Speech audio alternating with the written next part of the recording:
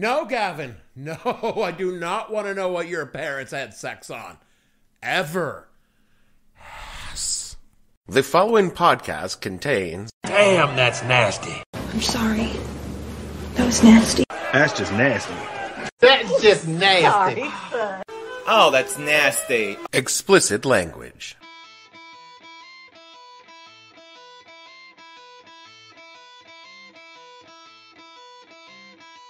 Hello and welcome to the podcast that asks a simple question. When you thought, you know what's missing from sex? Seasickness? What the hell were you thinking? I'm your host Dave Bledsoe, and this episode number 359, Sleeping in the Wet Spot on Your Waterbed edition of the show, where we talk about that time America slept on sloshy bags filled with water. Stay tuned.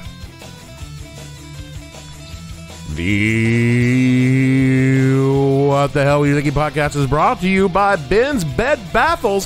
When the mattress is too wavy, you need a Ben's Bed Baffle. Every waterbed sleeper knows two things. You can't have one on the second floor, and you're gonna feel the pull of the moon every high tide. That's why you need a baffle for your bed. A bed baffle from Ben's provides the support and stabilization you need to keep from drifting out to sea. A foam support bed baffle smooths out the motion of the ocean no matter what size of the ship sleeping on top. If you've got a waterbed, sleep better on a Ben's Bed Baffle. Smiles say Superior Waterbed.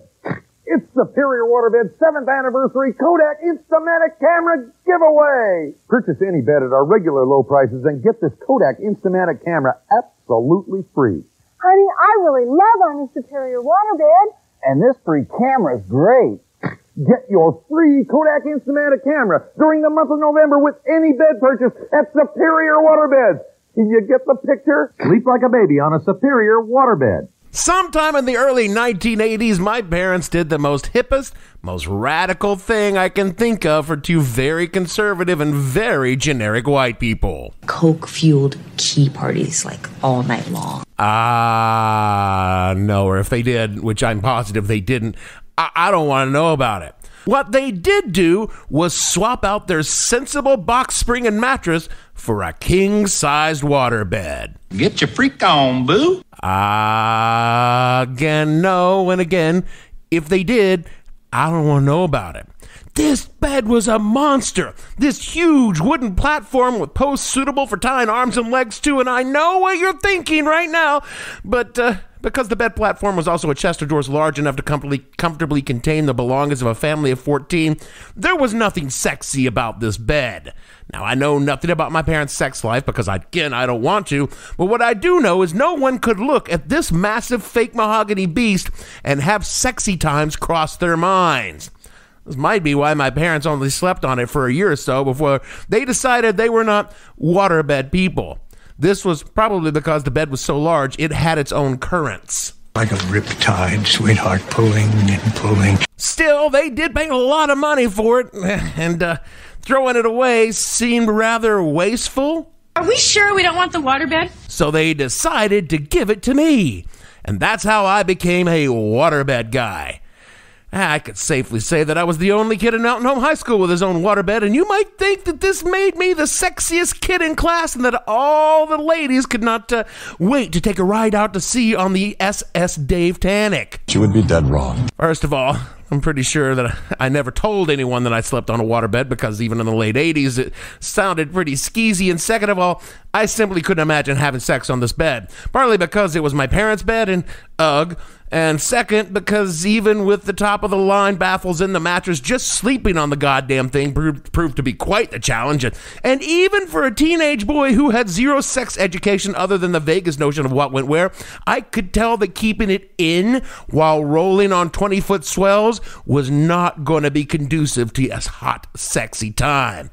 Honest to God, my first night of basic training in the Air Force was the first time in 2 years I'd slept without feeling slightly nauseous. Humans, like all animals, need to sleep, if only for the brief respite from the crushing weight of existence. Damn, dude. And like most mammals, humans prefer to sleep in safe, comfortable places protected from predators. No more learning. I regret to inform you there will be some learning. Now, our evolutionary ancestors would sleep in trees above the plains where they roam protected from said predators, but once we began to evolve, it soon became evident that trees are extremely uncomfortable. Scientists discovered a cave in South Africa where early humans as long ago as 200,000 years made beds carved into the ground of layered ash and plant material, which admittedly is not... It was a $1,500 Sealy Posturepedic pillow top. But scientists believed it did keep the insects at bay while people slept. Stone Age nomadic tribes would create bedding using animal hides and plant material, which could be easily transported and laid out when they stopped for the night, and expanded on if they were staying in a particular area long enough to hunt a wild yak or something. And once we settled into agrarian societies, humans began constructing things modern humans would recognize as a bed. You better recognize. Well, I recognize. From wallbuybeds.wilding.com. Yeah, what do you think? Sources for the history of beds. They're not going to try and sell you something? At a site dating from between 4 and 5,000 BCE, quote, several unearthed sites by archaeologists from this period give us a much better understanding of beds, bedroom furniture, and the life in late Neolithic age. One of the most well-preserved of these sites is located in Orkney, Scotland, an island located at the northernmost part of Scotland. The settlement was known as Skara Brae and was protected by dunes until its discovery. In 1850, heavy storms washed away part of the dunes to reveal the best preserved prehistoric village in northern Europe. The people of this period primarily used stone in their furnishing. There's a stone dresser, which would have held tools and other important possessions. Surrounding this dresser to the left and the right are ancient beds. They were huge slabs of stone that would most have likely been topped with bracken, a large fern, and covered with animal skins for warmth and comfort. Perhaps these could be considered early bed platforms, due in part to their box shape, unquote. By the time of ancient Egypt, we were making proper beds with wool pillows and linen sheets. The Romans were making metal beds with feather mattresses. Well, they were if you were rich enough. If you were poor or a slave, you slept on a mat on the floor. By the Middle Ages, the nobility were sleeping on posh feather mattresses on top of ornate four-poster beds, while the peasantry had a sack of hay you had to beat the shit out of to knock loose the bed bugs before going to sleep. Let's hit the hay. That is literally the origin of that phrase. These were pretty much your bedding options for the next 500 years, hay or feathers. Then in 1870, a cat named by the name of Berliner Heinrich Westphal had the idea that if you took large metal springs and put them in a flat case, we could just all sleep on that. Sounds uncomfortable. Hey, you sleep on a burlap sack of hay and see how fast a box full of metal springs sounds like a better option. Westphal took springs meant for carriage seats and arranged them in a square box, put some stuffing around it, and showed it to people who took one look at it and said, "Thanks, but no thanks."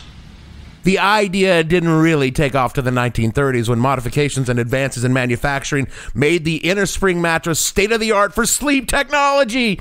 Everyone was sleeping on one, and while a few people still clung to their feather beds, my grandmother slept on one her entire life, occasionally getting poked by a quill. But it was Berliner Heinrich Westphal's carriage spring coils that we all slept on. Now, up until this point, we've been talking about a bed's primary purpose, but we all know that the bed can be used for other things. Scrabble. I love Scrabble. Sure, I guess if that's what you're into, but what I'm talking about is, you know... Coitus. It means intercourse. Hot, wet, nasty fucking. Like when Ricky and Lucy pushed them beds together and sang Babaloo. When Fred and Wilma went at it Dino style. Or when Matt Dillon and Miss Kitty got they Wild West on. That's the kind of thing I mean. Now, most people were perfectly content with a standard missionary man on top box spring boink, but when it came to the 60s, people wanted to fuck different. What, like the back of a Volkswagen? Yes, but also pretty much anywhere else and everywhere else during the so-called Summer of Love. Sex, the physical act of love, coitus. It was happening everywhere, anywhere too, or very often more hairy hippies could grapple with each other in a patchouli-scented free-for-all of fuckery. And that's when someone thought, you know, all this fucking on front lawns and church pews is great, but what if we were like comfortable when we fucked? And that dude's name was Charles Hall. Inexplicably, his creation was the least comfortable bed of all time, excepting maybe a burlap sack of bedbug-infested hay. Maybe. In a 2018 article by Penelope Green in the New York Times, Green wrote, quote, "He used Jell-O and cornstarch at first, but the squashy gunk poured into a vinyl bladder was too heavy to move, and it began to stink after a few days," unquote. I want to pause here for just 1 second to let that sink in. A bed filled with Jell-O and cornstarch. I do not know how much acid Charles Hall was dropping, but it was clearly far too much. Continuing, quote, "Then he tried water.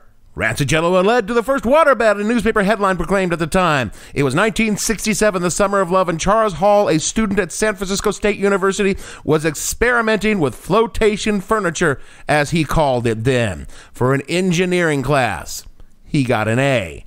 The following year, after some tweaks, his 8-foot square heated pleasure pit debuted at a gallery on Leavenworth Street as part of a show called The Happy Happening, unquote.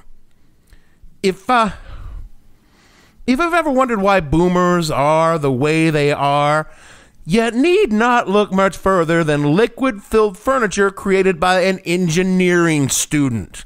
While members of the greatest and silent generation were constructing literal fucking spaceships that would take us to an actual fucking other planet, the baby boomers were creating fuck pits filled with water. Okay, this explains so much. To be fair, the boomers weren't the first people to come up with the idea. Various forms of water-filled bladders for sleeping had been floating around for over 100 years. None other than science fiction god Robert Heinlein wrote of conceptual waterbed as a therapeutic devices in his novels Beyond the Horizon in 1942, Double Star in 1956, and Stranger in a Strangeland in 1961. In fact, Hall's first patent for the design was denied because of Heinlein's futuristic fluid-filled fuck furniture. And boy, they were popular among the kinds of people you might suspect they would be popular with. Head shop owners, a Smothers brother. Mom always liked you best. A member of Jefferson Airplane. You know it was Mick Fleetwood. That fucker was kinky as hell. And of course, Hugh Hefner. This was back when he was still young and hip. I mean, he was still a creepy fuck, but he was a young and hip creepy fuck. Also, Hef's waterbed allegedly covered in something called Tasmanian possum hair, which, you know as well as I do, was probably just jizz with cat hair stuck on it. Now, as you might imagine, any product named the Pleasure Pit, for indeed that was its name, was marketed to and for people who fucked.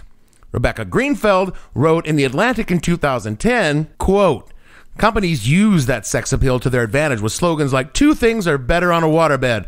One of them is sleep, and she'll admire you for your car, she'll respect you for your position, but she'll love you for your waterbed. And it worked," unquote. By the 1970s, having a waterbed in your pad was cliche for the freewheeling lifestyle of sexually liberated dudes. Let's be honest. It was dudes who had them. Dudes with bad mustaches, excessive chest hair, gold chains, and polyester pants so tight their balls were divided into 2 neat walnuts along the seam of the sack. Think like Larry Dallas from Three's Company, or later years of the waterbed and Three's Company, Mr. Furley. In Manhattan, the waterbed display at Bloomingdale's department store for a while was popular singles meeting place. Sears and Roebuck and Holiday Inns are eyeing the beds, and Lake Tahoe's King's Castle Hotel already installed them in its luxury suites. Time wrote in 1971. The growing number of manufacturers and distributors with such appropriate names as Aquarius Products, The Waterworks, Inner Space Environments, Joyapeutic Aquabeds, and the Wet Dream can hardly meet the demand. They've sold more than 15,000 since August, unquote. Their pop culture impact was quick and thorough. Brian Van Hooker wrote in Mel Magazine back in 2019, quote, "The waterbed soon made its presence known throughout every realm of American media. Porn films like 1971's The Session and Big Snatch featured them. John Lennon owned one. James Bond boned on one in 1971's Diamonds Forever when Sean Connery got intimate with Jill St. John on a waterbed filled with fish. How did that work? Never mind. Then there's also 1977's The Van, a teen sex comedy that's basically just about a guy who puts a waterbed in his van to pick up women. When you can't make it, you can go fun trucking in the foxiest four-wheel moving violation on rubber. The Van. Let me show you around. Waterbed. Hey! Mirrors. Hey! With Bobby, who kinda likes Sally. It's fantastic. The Van, rated R. So I guess right about now the question you're asking is, Dave, how was the sloshy sex in a waterbed? No one said that. The website Broke Ass Stewart, yeah, that's his real name, says in a post titled "The 6 Worst Places to Have Sex," quote, "This classifies as a wild and crazy place because honestly, who even has one of these relics anymore? Classy late 20th century history buffs, obviously, that's who. So yeah, contrary to popular belief, the waterbed actually does not enhance the love-making process. Rather, it hinders it terribly as you have zero control over the waves, the motion of the ocean, if you will. Thus, one can't really get good bearing at any given point. Not to mention the fact that once you're done and actually sleeping on the damn thing, any little move the other person makes turns your sleeping experience into a veritable tidal wave of annoyance. I think the only person who could have possibly concluded this waterbed thing is a good idea is the sea captain from The Simpsons. But at least he admitted after selling a boat to Homer that sunk about 2 seconds later that, "Yar, I don't know what I'm doing," unquote. The rest of the blog post, it's a solid read, by the way. So what you really want to know is, do I have personal experience with this? Well, clearly I didn't have sex in my hand-me-down waterbed in high school because, well, no one wanted to fuck me in high school. Big surprise. But later on, I did date. Well, date is kind of a strong term. I was having sex with her while her husband was deployed overseas. But she had a waterbed, and I found the experience of sex in said waterbed difficult. You see, when you bone in the bedroom ocean, you need to make certain adjustments to your technique. God, please, make it stop! Rather than usual ball-slapping thrust of your hog leg into her love tunnel, please stop it. I'm begging you. You kind of need to develop a rhythm, a grinding sort of rhythm where your entire naked bodies get into a sort of rocking motion that is less satisfying than the lean back and drill baby drill of conventional mattress sex. Also, the way the entire mattress begins to roll with the motions of your slicked up, sweaty, writhing forearms can lead to a kind of seasickness in the uninitiated, so there's a small but statistically significant chance that one or both of you might spew. If you're gonna spew into this. Which, look, I'm not going to kink shame you or anything. Maybe you're personally into vomit play, but speaking for me, not a big fan. Also, and this is something that you just don't face with a regular mattress, say in the unlikely event that you're really nailing it, just pounding on the poon like there's no tomorrow, and she starts grabbing onto the mattress and shouting out, "Do me, Dave, you chubby drunk sex machine!" And she has long nails. Those can go right through a waterbed mattress, meaning everyone will soon be sleeping in the wet spot. You couldn't help yourself, could you? Nope. Leaks were no joke because you're gonna have leaks. After all, they're just vinyl sacks filled with water.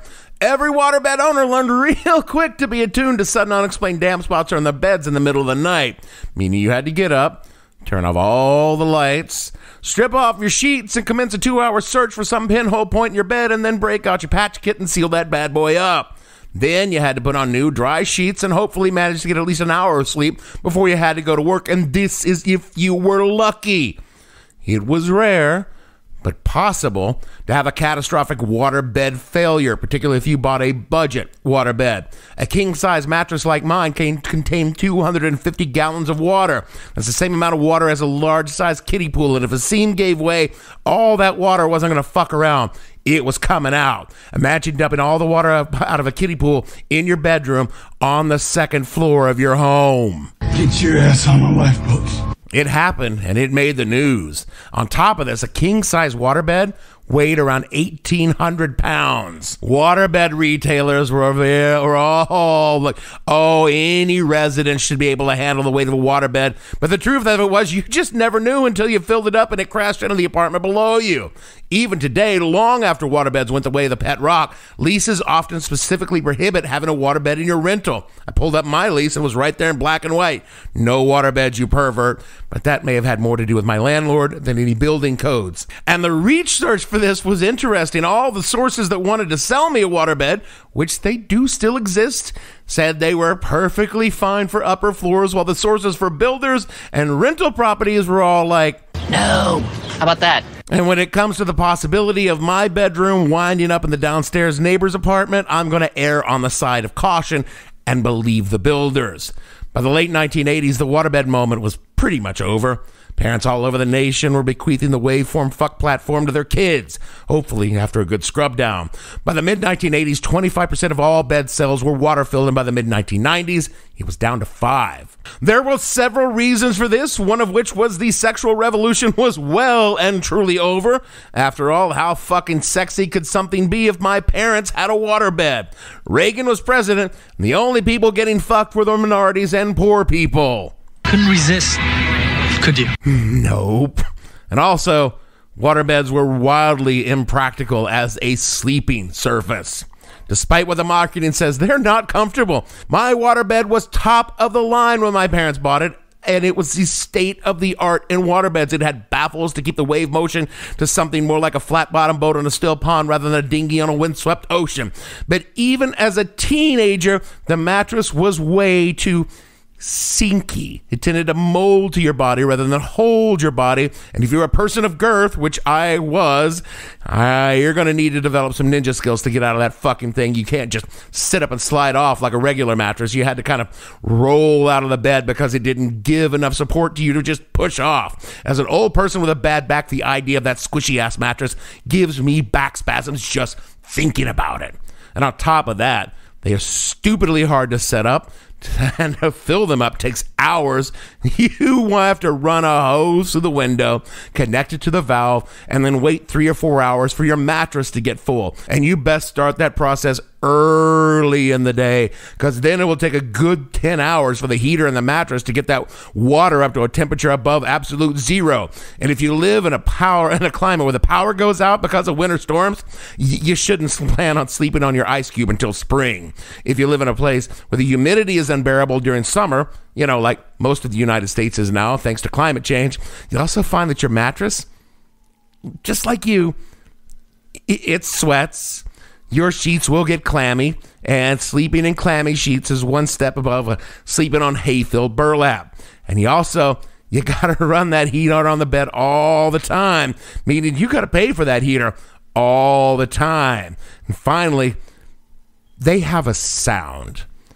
Waterbeds slosh, which might be nice if you're sitting on the shore of a lake, but it's not so hot if you're turning over in the middle of the night.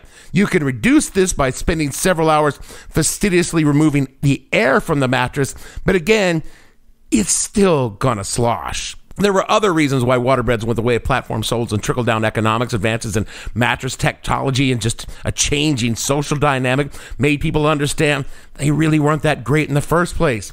Die-hard waterbed heads are still out there, including Charles Hall, who still sleeps on the latest iteration of his design, and he very much believes that waterbeds are poised for a comeback. Going back to the New York Times quote, Warren Schulberg, a retailing journalist and consultant to the home furnishing industry, also thinks the time is right for return of this aqueous sleep aid. This generation doesn't have the association that waterbeds eventually got as a place where lonely single men slept, in hopes of luring young ladies into their homes, Mr. Schulberg said.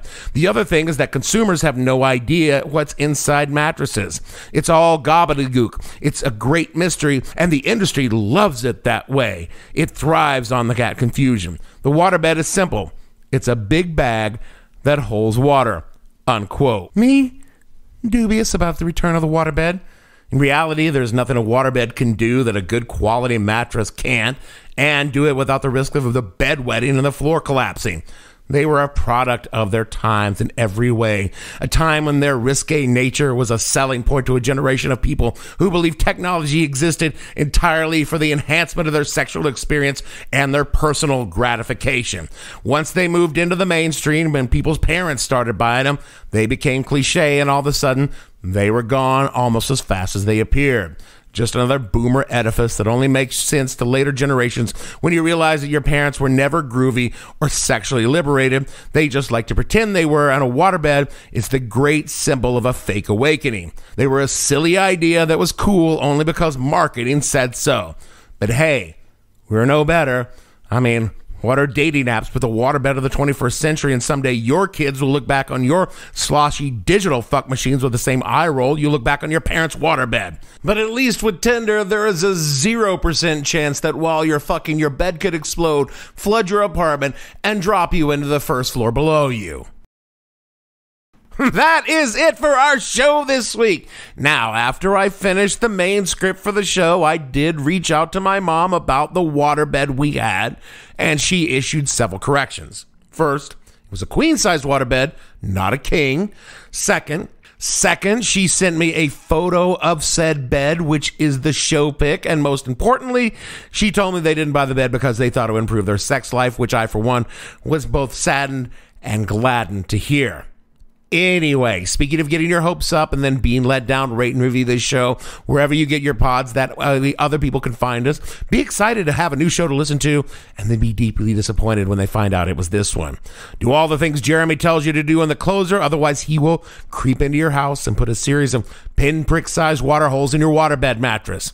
And so for me, Dave, slapping bodies with a wet, nasty sound like the waterbed mattress against the headboard, Bledsoe, producer. It isn't the size of the ship, it's the motion of the ocean. Oh, God, is this a sex thing? Gavin, and all the fictional waterbed salesmen on this show, we want to say it's true. You just don't want some people sleeping in your waterbed, and those people are you. We'll see you all next week.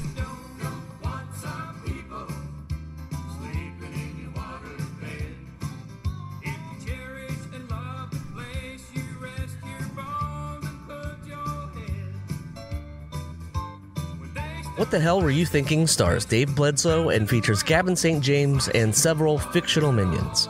The show is produced by Kimberly Steele and a part of the Seltzer Kings podcast network. You can find more information on the show on their website, whatthehellpodcast.com, or on Twitter at @thehell_podcast, or on Facebook as What the Hell Podcast. Thanks for listening. I have no ending for this, so I take a small bow. Man, you can't even fuck good on a waterbed.